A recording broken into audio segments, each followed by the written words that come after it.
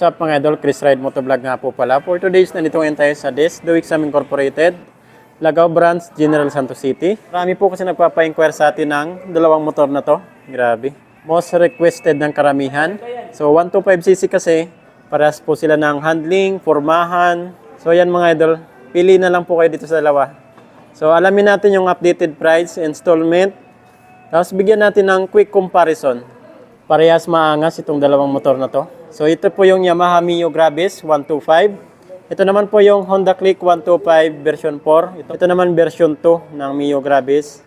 Ito, naka-Smart Edition nga po pala ito. Ayan o. Pero pagdating sa price, medyo mataas lang po ito. Then, okay na okay naman si Mio Gravis pagdating sa price. Unahin natin itong Mio Gravis. Cash price ay 84,000. Ayan o, 84,000 po yung cash price nila dito. Honda Click naman na version 4, tapos naka-Smart Edition, 89,000. So, 5,000 lang po yung difference nila. Yan po, sa Mio Gravis, tapos sa Honda Click version 4 na Smart Edition. Yan o, 5,000 lang yung difference nila. Installment. So, dito down payment is 5,500. Parehas lang din, 5,500 mga idol. 1 year. 12 months ay 8,196 sa installment ni Mio Gravis sa 1 year. 18 months, 5,960. 24 months, 2 years ay 4,842. Sa 30 months, 4,171. 36 months, 3 years ay 3,724. Rebate pa yan ng 200 pesos. So yan yung sa Mio Gravis natin. So dito na tayo sa Honda Click B4 Smart Edition. Down payment, same lang po sila, 5,500. Sa 1 year naman po ni Honda Click 125 is 8,821. 18 months, 6,446. Sa 24 months, 2 years ay 5,259. Sa 30 months, 4,546. Sa 3 years, 36 months ay 4,071 pesos. Rebate pa naman to ng 200 pesos. So ito magiging 3,871. So ito naman magiging 3,524. So yan po yung sa 3 years nila. 3,538 kung naka-rebates po kayo. So parehas lang po sila ng mga freebies, free helmet, jersey, TPL insurance, 3 years LTO registration. Yan o. So yun po yung mga free nila dito. So yung down payment nyo dito mga idol, 5,500, malinis na po yan. Yan o, malinis na po yan, 5,500. Kasi free naman po yung LTO registration nila dito. So yan, pagdating naman po sa design, itong dalawa, sa atin talaga yan. Yan, kanya-kanya kasi tayo ng trip dyan eh. Pero pagdating sa shape naman, tapos design, ayan o, iba talaga sila. Ito matulis, medyo maliit. Medyo paliit siya dito. So ito, na-maintain niya yung ano niya dito, yung design hanggang doon. Meron din po sa ditong lens na kulay blue. So naka-LED na rin po ito. Ito naman po yung ano niya, headlight. Signal light naman dito banda. Yan, naka-halogen bulb yung signal light niya. Ito naman naka-LED. Then pagdating sa Honda Click natin, lahat naka-LED, LED po lahat. Then ito naman po yung signal light, naka-LED po yan. So ito naman po yung design niya. So kanya-kanya tayo ng pili diyan. Kahit saan dito sa dalawa, maangas po talaga yan. Front fender naman, mas mataba yung dito ni Gravis, Mio Gravis. Medyo slim naman yung sa Honda Click natin. Telescopic naman po mga idol. Yan, medyo ano po sila, medyo may kaliitan. So ito naman, Showa brand. Ito, Yamaha. Okay na okay pa rin yan. Size ng gulong. Ang size naman ni Honda Click, 90-80 and then 14 inches yung size ng kanyang mugs. Naka-tubeless and then street tire. So ito naman yung sa Mio Gravis natin. Pagdating sa gulong, 100 by 90 and then 12 inches. So 12 inches po yung laki ng kanyang mugs. Then maganda po dito kasi malapad yung gulong niya. 100 by 90. Then naka-glossy black naman yung mugs niya mga idol. So dito naman po tayo sa kanyang handlebar. So ito yung sa Mio Gravis natin, Honda Click 125. Dito po sa Honda Click 125, meron po sa ditong parking assist. Maganda to lalo na sa mga hindi pantay na kalsada. Lalo na sa mga uphill, tapos downhill na kalsada. So So, magagamit mo talaga to itong parking assist para hindi dumiri-diretso yung motor mo. High beam, low beam na switch, horn, turn signal light. Sa right side naman, so mayroon po sa ditong idling system, electric start. Then ito naman po yung design ng kanyang instrument panel gauge. Ito naman tayo sa Mio Gravis. So, kinaibahan nila, wala po itong parking assist.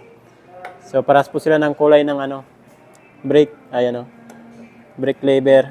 Sa grip naman niya, paras po sila smooth, ayan yung grip niya. Ito naman po yung high beam, low beam, turn signal light, horn ng Mio Gravis. Medyo maliliit lang talaga yung buttons ni Mio Gravis. Unlike dito sa Honda Click, malalaki siya. Dito medyo maliit lang talaga. Then, ito naman yung design ng kanyang instrument panel gauge. Then, ito naman po yung sa right side naman, meron po sa ditong stop and start system. So, paras lang po ito sa idling system ni Honda. Ito naman po yung hazard switch, electric start. So, pinagkaiba nila. Ito naman si Honda Click, wala sang hazard. So, paras po sila may idling system or stop and start system. So, sa ignition naman po tayo sa susian. Si Honda Click 125 B4, tapos Smart Edition, naka-keyless na po ito. Ayan, keyless na po yan. So, ito naman sa Mio Gravis natin, naka-disusi pa rin po. Ayan Tapos, dito na rin po tayo nagbubukas ng ating upuan at sa fuel. Ayan sa fuel niya, nasa harapan na. Dito naman sa Honda Click natin, dito na rin po tayo nag-open ng underseat compartment, tapos gas tank. So yung gas tank nito, dito po sa underseat yung gas tank niya, 5.5 liters. So medyo maliit yung gas tank ni Mio Gravis compare sa Honda Click natin. So dito 5.5 liters, so dito nasa 4.2. So pagdating naman sa mga pocket niya, mga compartment dito sa harapan. So dito sa Honda Click natin, dito sa left side niya, meron po sa ditong USB Type-C charging port. Pwede na po kayo dito mag-charge ng cellphone. Medyo malalim and then malaki po siya. Okay na okay ito, lalo na sa mag-charge tayo ng cellphone. Lagay lang natin dyan, tapos takpan natin kahit umuulan, okay na okay yan. Then meron sa right side, meron pa rin po siyang lagayan dito. Medyo mababaw siya pero okay na okay pa rin. Dito naman sa Mio Gravis natin, ito lang. So pag mag-charge kayo ng cellphone, bili pa kayo ng para dito yung USB. Kasi sakit lang po meron siya dito. Then dito nyo po ilalagay yung cellphone nyo. Pag maulan, tanggalin nyo talaga para hindi mabasa. Yan. So ganun naman po yung design niya. Pero convenient dito na po tayo nagpapagas. Ayan dito sa harapan. Then, size naman ng legroom. So, pares na po sila medyo malapad. Ayan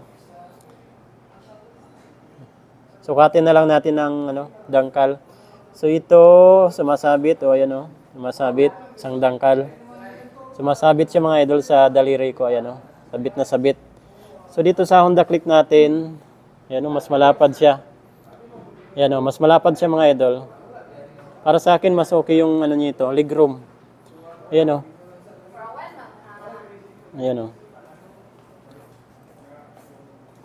Dito kasi ito yung dito. Nakakaharang. Lalo na kapag sa tuhod natin. Ayan po. Medyo malapad si Honda Click pagdating sa footboard. Then, design ng kanyang upuan. Ito yung sa Honda Click natin. Ito yung sa Mio Gravis. Mas gusto ko yung design nitong Mio Gravis. Kasi meron siyang pagano So, okay na okay pa rin. Dito naman tayo sa Honda Click. Dito naman tayo sa tail light at brake light niya. Tail light at brake light ni Honda Click. Yan, mas maangas yung sa Honda Click natin. Di hamak na okay yung sa Honda Click yung tail light at brake light niya mga idol. Dito kasi sa Mio Gravis medyo bulky pa talaga. At pa siya?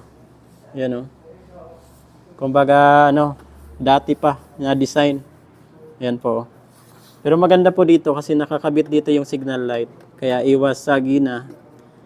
Kung practical dito tayo sa Mio Gravis. Then di pa ito naka-LED, hindi pa sa naka-LED itong mga ilaw ni Mio Gravis dito sa likod. Ayan o. Medyo ano pa siya, bulky, tapos naka-halogen bulb pa rin po siya. Pero wala naman tayong issue dyan, okay na okay pa rin yan mga idol. Yan. Ito naman po yung back fender ni Mio Gravis.